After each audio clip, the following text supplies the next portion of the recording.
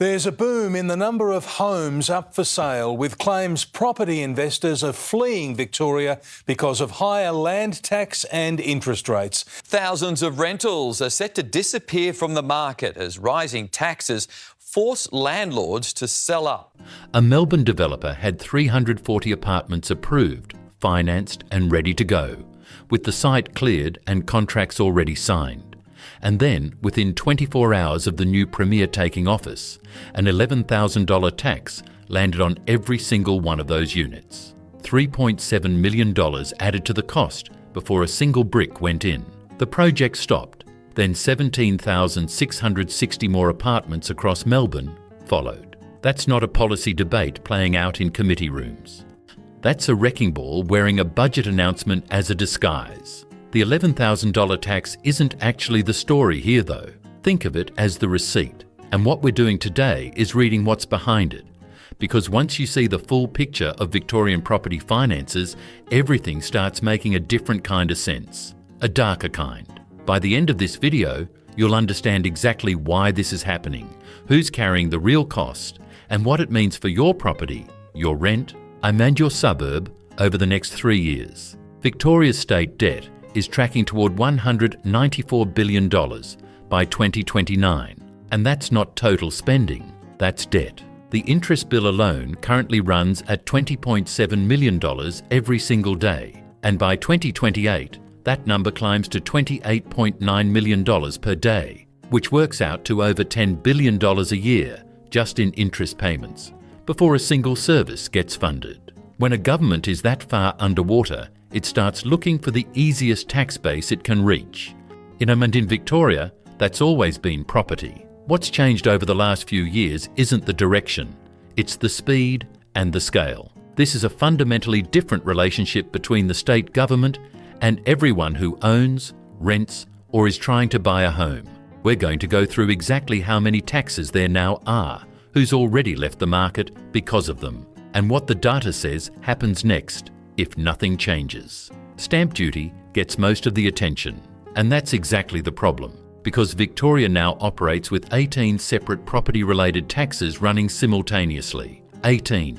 Beyond stamp duty, there's land tax, the growth area's infrastructure contribution, at roughly $6,000 per lot just to develop in a growth corridor, the community infrastructure levy, the metropolitan planning levy, the vacant residential land tax, the short stay accommodation levy sitting at 7.5% on anything listed through Airbnb, and the fire services property levy, which only got frozen recently after a serious public backlash. Now add the new $11,000 apartment value capture tax on top of all of that. Stack every layer onto a standard house and land package in Melbourne's outer suburbs, and the total tax impost, according to Housing Industry Association analysis, averages $373,000 on a single home purchase. 6 years ago, a comparable package carried roughly $220,000 in taxes, meaning the burden has grown by $153,000 over 6 years,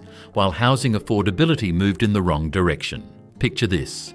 You're a first home buyer who saved for years, got the deposit together, signed the contract, and walked away thinking you'd bought a home. What you actually bought was roughly a decade of mortgage payments going almost entirely toward government charges before you start building meaningful equity in anything you could call your own. The land, the construction, and the finishes. You get there eventually, but first you're working through stamp duty, infrastructure levies, and a dozen other charges that existed before you turned a key. The government's position is that these taxes fund the schools, roads and services new residents actually need. And that argument isn't entirely without basis. But when the tax share rises from 37 cents in every dollar to 43 cents in every dollar over 6 years, while affordability deteriorates, the claim that the system is working starts losing credibility fast. The $11,000 apartment tax, officially framed as a value capture contribution, landed within 24 hours of Premier Jacinta Allan's government taking office, with the justification that developers benefiting from rezoning decisions should share that uplift value with the public. The Property Council's CEO described it as a trust burner, and the timing made that label stick.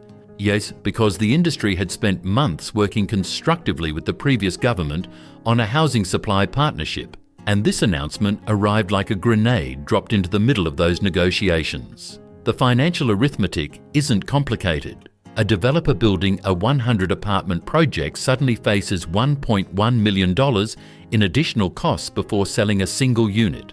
And in Melbourne's current environment, where construction costs rose sharply over recent years and interest rates remain elevated, apartment development margins were already tight. Projects that stacked up financially last year don't stack up now, and multiple industry bodies have reported roughly 18,000 approved apartments sitting idle across Melbourne's CBD and inner suburbs as a direct result.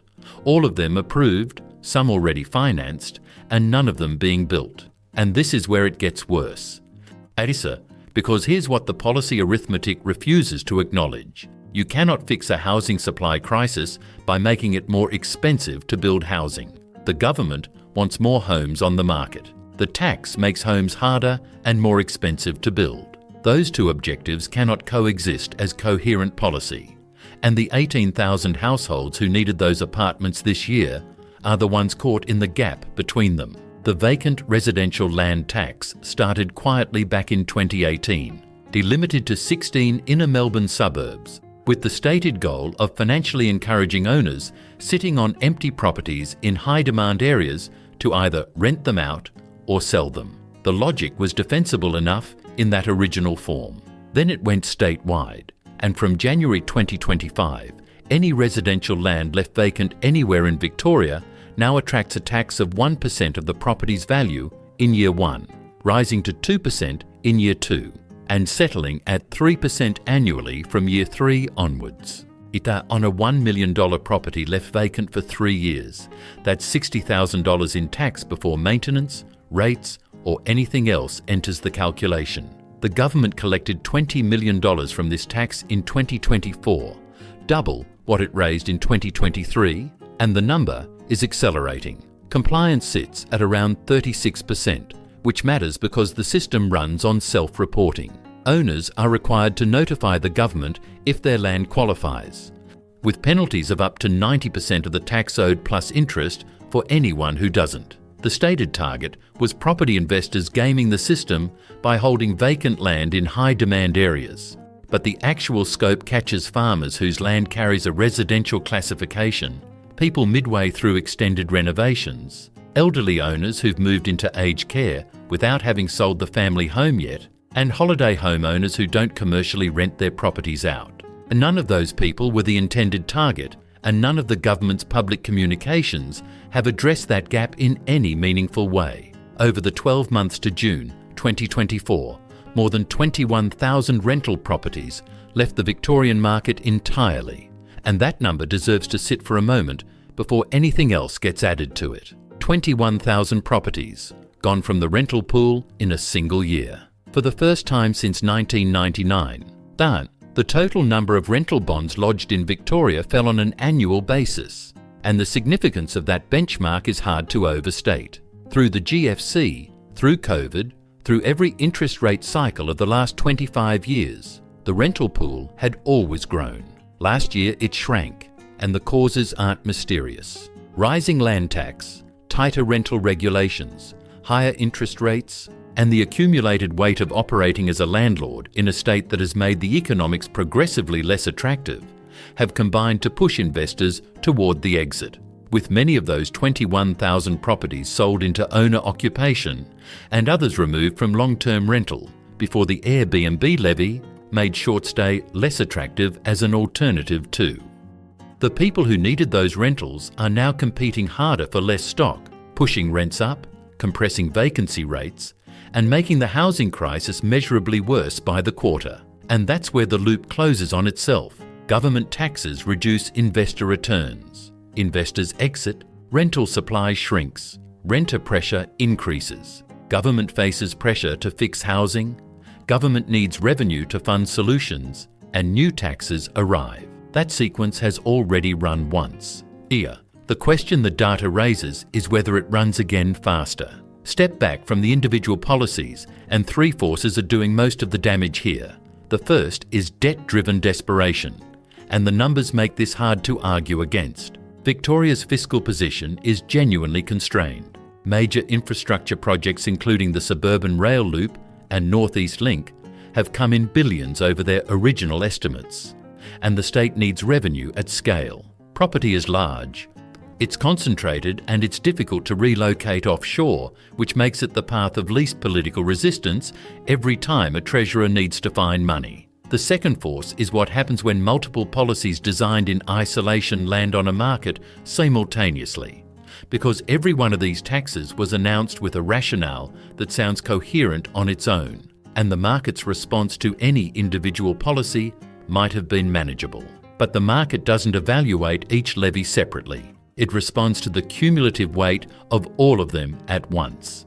And when that weight crosses a threshold, investors don't renegotiate their position. They just leave. The third is electoral timing. November 2026 is the next Victorian state election, with one budget before that vote, and the government needs to show either measurable fiscal improvement or tangible housing progress to have a credible case going in. Based on the current trajectory, threading that needle without making one of those things significantly worse is going to require decisions that haven't been made yet. If you own property in Victoria right now, three things are worth watching closely over the next 12 months. Watch the land tax assessment notices when they arrive, because the statewide expansion of the vacant land tax means properties that weren't previously captured may now qualify. And if you have a granny flat sitting empty, land you inherited with a residential classification, or a holiday home you don't rent commercially, check your reporting obligations before the penalties become relevant. The 90% penalty for non-disclosure referenced earlier in this video isn't a theoretical threat.